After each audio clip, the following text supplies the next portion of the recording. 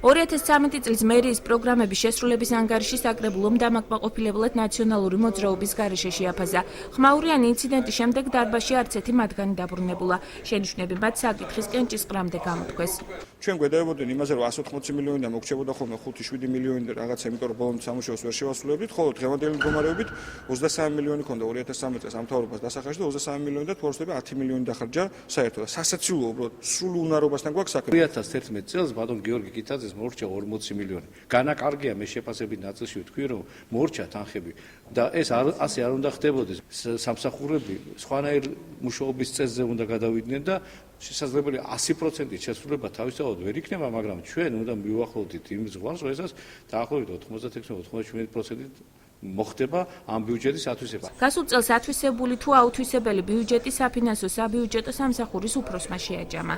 ქალაქ ბათუმის 2013 წლის ბიუჯეტი შესრულდა 92,6%-ით და ბიუჯეტის ფაქტურა შემოსულებმა შეადგინა 88,76,500 ლარი, ხოლო გადასახდელების ნაწილში ბიუჯეტი შესრულდა 91,9% და შეადგინა 85,576,500 ლარი, რაც შეეხება აუთვისებლობას დაახლოებით 21 მილიონი ლარია. თანხის მნიშვნელოვანი ნაწილი ინფრასტრუქტურულ პროექტებზე მოდის. განუხორციელებელი ამ დრომდე ბაგრატიონის ქუჩისა და ჟილინის არხის რეაბილიტაციის პროექტებია. ბაგრატიონის ქუჩაზე მოხდა გადაკეთება პროექტის, იქ იყო შეთანხმება მოსახლეობასთან საჭირო, ეხლა სხვა პრობლემები გაჩნდა კიდევ და პრობლემა იყო მოსახლეობასთან ტერიტორიის დათმობასთან დაკავშირებით, ასევე იყო სადენები გადასატანი.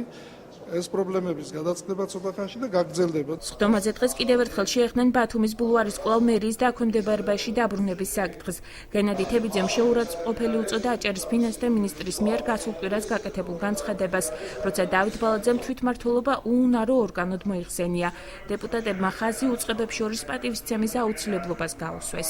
დღევანდელ საკითხთან დაკავშირებით რისთვისაც მე ვიყავი წარმოდგენილი უკავშირდება და მიწის ნაკვეთების გადმოცემას. თავარი არის ჩვენთვის რომ ბულვარი იყოს ბათუმელებისთვის პირველ რიგში თვალწამტაცი და შემდეგ ჩამოსული სტუმრებისთვის უნდა იყოს ავიზიტო ბარათი. ეს არის მთავარი ამოცანა. ძალიან გთხოვთ რა, ამ შეფასებებისგან მე თავს შევიკავებ. საუბარია ბათუმის ბულვარში 3100 კვადრატული მეტრის სასტუმრო ჰილტონისათვის გადაცემის საკითხზე. კომპანიამ ფართის გადაცემაზე თანხმობა განაცხადა, თუმცა იმ პირობით, რომ ისტორიული რვაფეხა ხელუხლებელი დარჩება. რისთვის და რა პირობით გამოიყენებს ფართს სასტუმრო პროექტი ჯერ ცნობილი არ არის. მე როგორც მახსოვს, იყო საუბარი ნებისმიერ პიროვნებას თუ არ ექნებოდა დაუშვათ სასტუმრო ნომერთან წვდომა, შესაძლებელი ექნებოდა მიიღო ყველა ის სერვისი, რაც ამ ინფრასტრუქტურას და ამ ტერიტორიაზე იყო განთავსებული. გიორგი კირთაძე მირაკლი ჩავლეიშვილს ბათუმის წყლის საქართველოს გაერთიანებულ წყალმომარაგებასთან შესაძლო შეერთების საკითხზე პოზიციის კიდევ ერთხელ დაფიქსირება მოსთხოვა. ირაკლი ჩავლეიშვილი აცხადებს, რომ განმარტებას საქართველოს გაერთიანებულ წყალმომარაგებასთან შეხვედრის შემდეგ გააკეთებს.